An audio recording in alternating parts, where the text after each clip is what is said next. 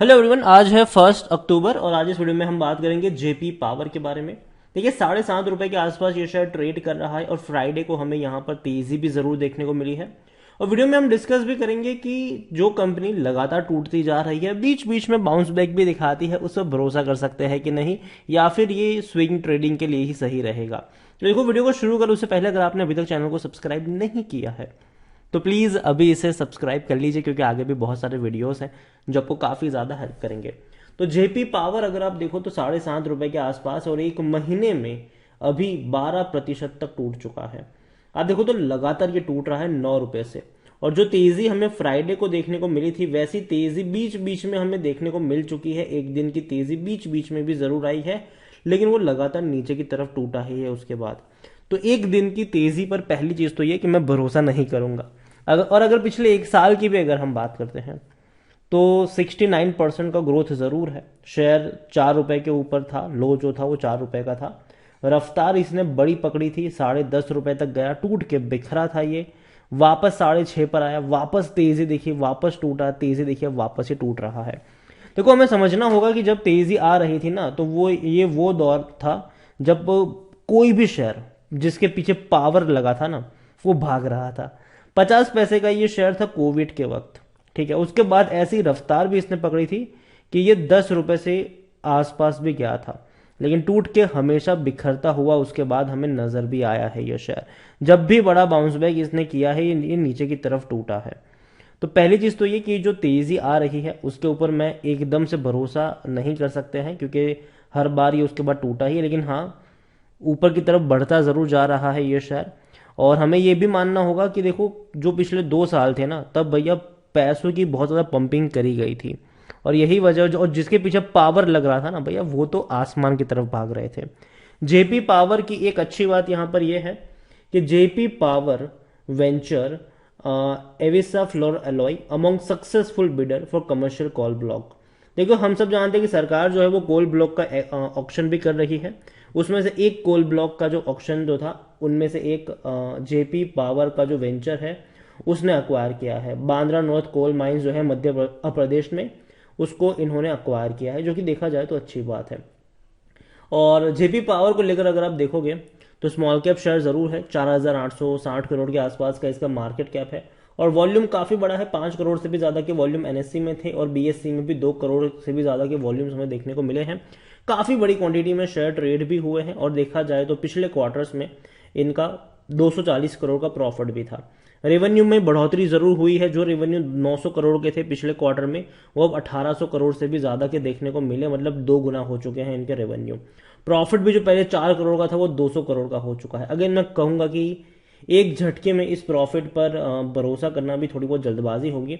अगर लगातार ये कुछ क्वार्टर तक प्रॉफिट करती है लगातार, तो ही हम इस पर भरोसा कर सकते हैं। जेपी पावर अगर आप देखोगे तो यहाँ पर जो शेयर होल्डिंग पैटर्न है वो थोड़ी सी गड़बड़ है, वो मैं आपको आगे बताऊंगा यहाँ पर कि सही क्या है। जेपी पावर में अगर आप नजर करो एक बार, तो according to Moneycontrol user 100% लोग कह रहे खरीदारी करो, 100%।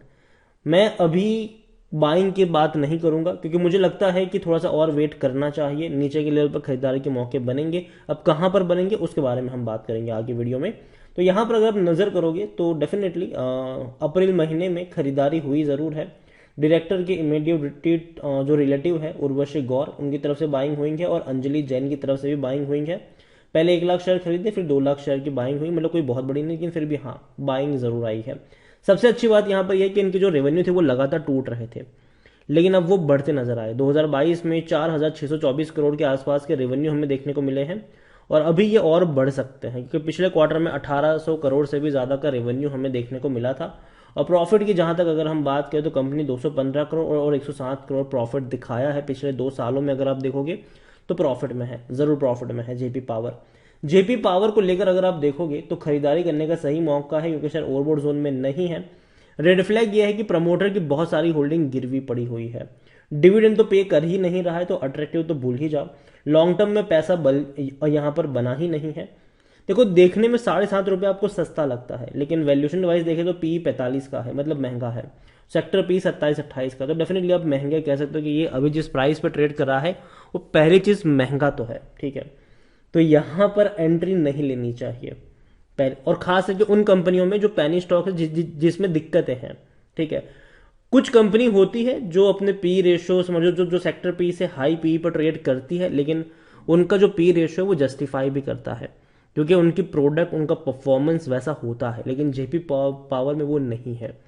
यहां पर अगर आप देखोगे तो प्रमोटर के पास 24% की होल्डिंग है, उनमें से 22.71% की होल्डिंग तो गिरवी पड़ी हुई है। 1.29% ही ऐसी है जो होल्डिंग गिरवी नहीं है। यहां पर अगर आप देखो तो म्यूचुअल फंड के पास कुछ भी नहीं है, डोमेस्टिक इंस्टीट्यूशन के पास 23.12% की होल्डिंग देखने को मिल रही है। तो बहुत बड़ी होल्डिंग हम कह सकते हैं कि डोमेस्टिक प्लेयर के पास है। यहां पर एफआईएस के पास 2.83% की होल्डिंग है, रिटेल्स और अदर्स की मिलाकर 50.05% की होल्डिंग है, उसमें से भी रिटेल इन्वेस्टर के पास 20.21% की होल्डिंग है।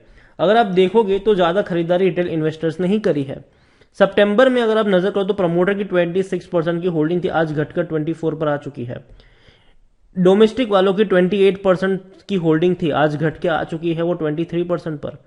इवन अगर आप यहां पर देखो तो रिटेल इन्वेस्टर्स के पास सिर्फ 11.38% की ही होल्डिंग थी और आज उन्हीं की बढ़ी है 20%। हर किसी ने बिकवाली करी है। हाँ, एफआईएस ने थोड़ी सी खरीदारी जरूर करी है, जो 0.90% की होल्डिंग थी वो 2.83 पर जरूर आई है। लेकिन अगेन मैं कहूंगा कि जेपी पावर मैं लॉन्ग टर्म के लिए इसको प्रीफर नहीं करूंगा, लेकिन मुझे लगता है कि शॉर्ट टर्म में अगर ये नीचे की तरफ जाता है, क्योंकि हमेशा ये ऑपरेटर के निशाने पर रहता है ये, और हमेशा होता ये भी है कि ऑपरेटर यहां पर बड़ा गेम खेलते भी है। जब भी नीचे की तरफ टूटता है खरीदारी करते हैं, जब भी ऊपर की तरफ जाता है बेच के निकल जाते हैं। जेपी पावर अगर आप नजर करोगे तो बीच बीच में चीज देखने को मिली जरूर है, लेकिन आप लॉन्ग टर्म का ग्राफ देखोगे तो भैया ये लगातार टूटता ही जा रहा है। इवन हर बार ये नीचे की तरफ ही आया है और आने वाले दौर में मैं मानता हूं कि जो पावर सेक्टर जो है वो फोकस में जरूर रहेगा, ठीक है, अच्छे फोकस में रहेगा। लेकिन इसका मतलब ये नहीं है कि हर पावर कंपनियां दौड़ेगी, हर पावर कंपनी के शेयर में तेजी आएगी, ऐसा नहीं होगा। आने वाले दौर में अगर हम पावर सेक्टर की बात करते हैं तो जो बड़े प्लेयर्स हैं, टाटा हो गए, अदानी हो गए, अंबानी हो गए, अंबानी में भी मुकेश भाई की बात कर रहा हूं मैं, अनिल अंबानी के रिलायंस पावर की कतई बात नहीं करूंगा, तो वहां पर हो सकता है। लेकिन ओवरऑल मैं इतना ही कहूंगा आपसे कि छोटी कंपनियां जो है वो आने वाले दौर में टिकेगी कि नहीं, इन बड़े प्लेयर्स के सामने वो एक क्वेश्चन मार्क जरूर रहेगा। और अभी के लिए जेपी पावर मैं बाइंग की रिकमेंडेशन नहीं करूंगा, लेकिन मुझे लगता है कि अगर ये टूटेगा, 6 रुपए के नीचे जाएगा, अगर जाएगा, ठीक है, तो खरीदारी के मौके वहां पर बन सकते हैं, लेकिन शॉर्ट टर्म के लिए। एक और कंपनी है और वो है रतन पावर। 4 रुपए 40 पैसे का ये शेयर है और ये भी जो इसका भी जो सीन है वो जेपी पावर की तरह ही है। और अगर आप चाहते हैं कि मैं रतन इंडिया पावर के ऊपर भी एक डिटेल वीडियो लेकर आऊं तो कमेंट में रतन इंडिया पावर जरूर लिखे। जितनी ज्यादा कमेंट आएगी उतना जल्दी वीडियो आएगा। वीडियो को यहीं पे एंड करता हूं। पसंद आया हो तो लाइक कर शेयर करें। चैनल पर अगर पहली बार आए हैं तो प्लीज सब्सक्राइब करें और जेपी पावर के बारे में आप क्या सोचते हैं वो भी आप मुझे कमेंट में लिखकर बता सकते हैं। Thank you.